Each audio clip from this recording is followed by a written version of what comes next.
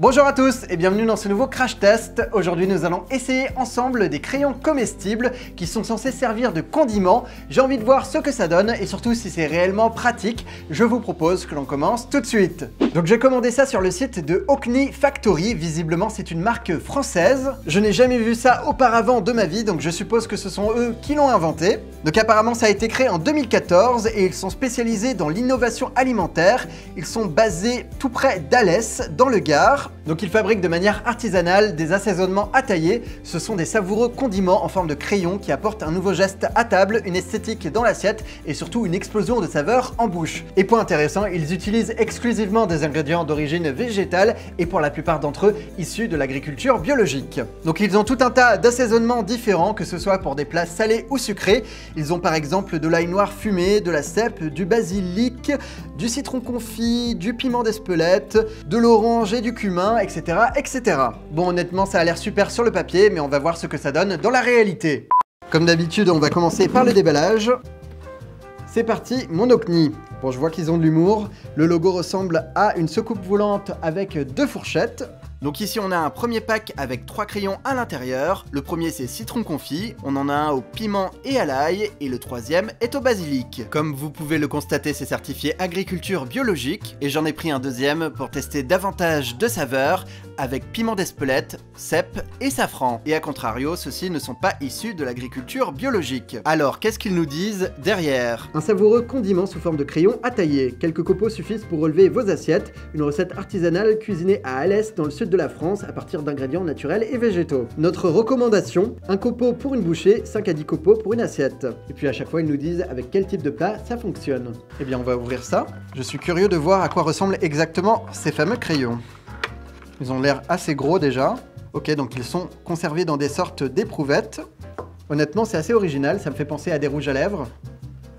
Les couleurs ont l'air effectivement assez naturelles. Sur le dessus, on a à chaque fois une petite étiquette avec le nom de l'assaisonnement ainsi que la date recommandée pour son utilisation. En l'occurrence, ça va jusqu'à septembre et octobre 2021, donc ça se conserve relativement longtemps sans être incroyable. Mais bien évidemment, on peut quand même les utiliser au-delà puisque c'est écrit à consommer de préférence, mais il faut savoir que leur qualité gustative risque d'être détériorée.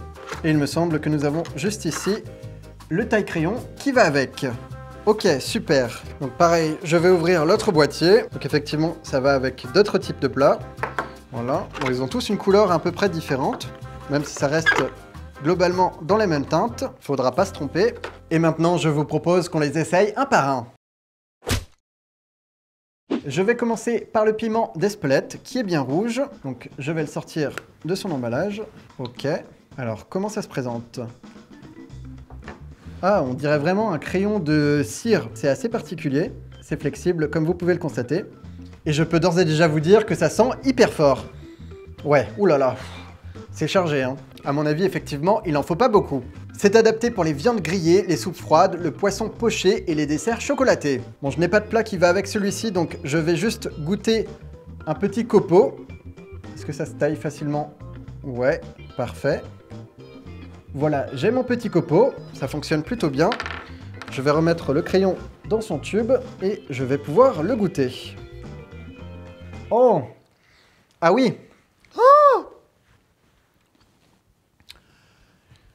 C'est chargé. Je ne m'attendais pas à ça. Waouh! Mais c'est bon, c'est pas mauvais du tout.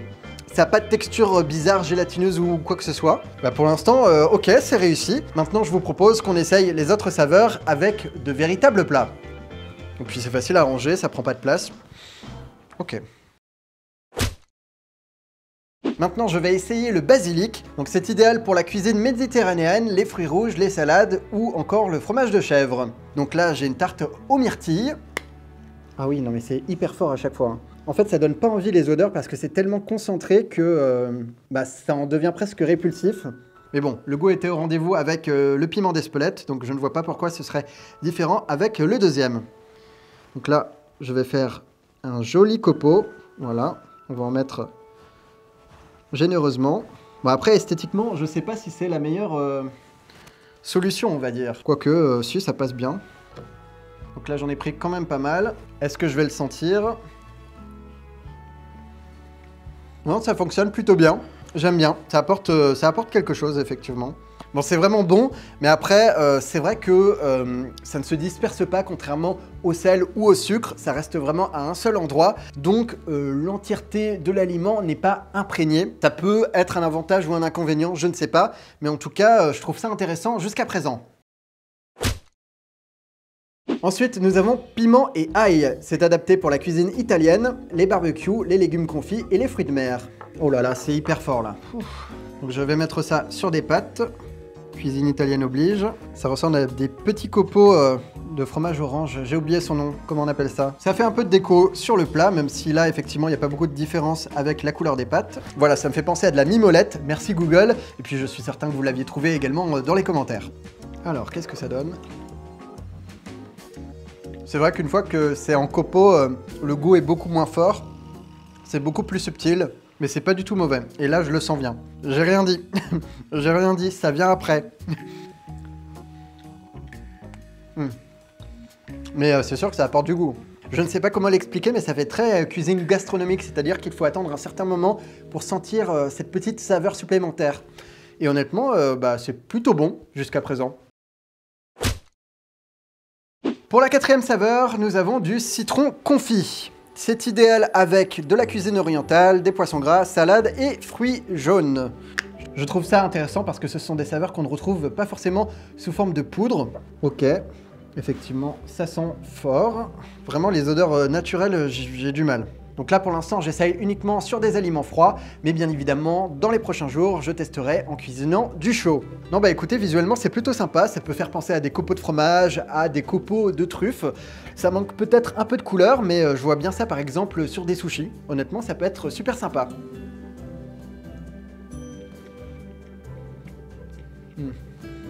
Ça marche, mais c'est pas exceptionnel. Au niveau de l'odeur, j'aime pas. J'essaye d'être objectif, mais honnêtement, je suis moins fan de celui-là. Avant-dernière saveur, il s'agit du safran. C'est idéal avec les fruits de mer, le poisson blanc, les agrumes et le risotto. Bon, je n'ai rien de tout ça, donc je vais le goûter, on va dire, nature. Je déteste l'odeur.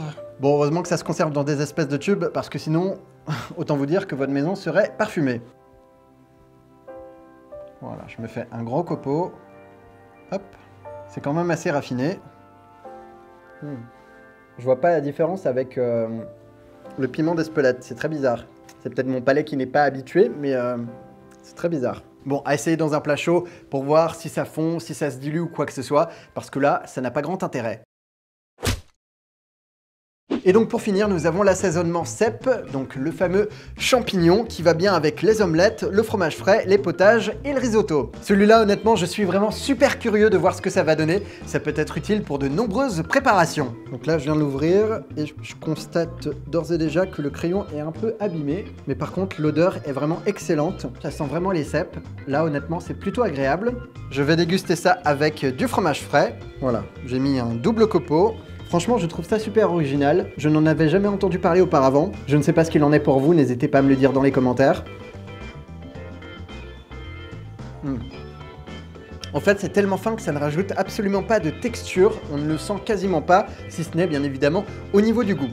Et honnêtement, non, c'est une bonne idée. Et ça reste pas en bouche après. Ça pollue pas le palais, puisqu'une fois qu'on n'en a plus, on le sent plus. Donc franchement, c'est bien trouvé. Voilà donc pour mes premières impressions sur ces crayons comestibles de la marque Okni. Je vais continuer à les utiliser en cuisine dans les prochains jours et bien évidemment je vous ferai un retour d'expérience plus complet. Et voici mon bilan concernant ces crayons comestibles après avoir pu les essayer sur de nombreux plats du quotidien. Je dois dire que ça a été assez facile pour moi de les utiliser. Avec les 2 packs que j'ai achetés, il y avait toujours un assaisonnement qui correspondait à ce dont j'avais besoin. J'ai pu les tester avec des plats chauds et j'ai constaté que les copeaux de crayon ne fondent pas et ne s'intègrent jamais dans le reste de la préparation. En effet, ces derniers sont constitués d'agar-agar et à moins de dépasser 90 degrés Celsius, ils ne font que ramollir légèrement, ce qui en soi n'est pas vraiment un défaut. Au niveau du goût, je dirais que les crayons sont plutôt inégaux en termes de puissance. Certains comme le citron confit et les cèpes sont faciles à retrouver dans l'assiette, y compris lorsqu'ils sont mélangés avec le plat, mais d'autres comme celui au basilic me semblent vraiment moins pertinents En termes de goût et de fraîcheur, c'est loin d'être aussi bon que les produits frais. En revanche, je trouve le concept globalement vraiment intéressant, et en plus d'être ludique, il apporte certaines saveurs et possibilités que l'on n'a pas forcément l'habitude d'avoir sous la main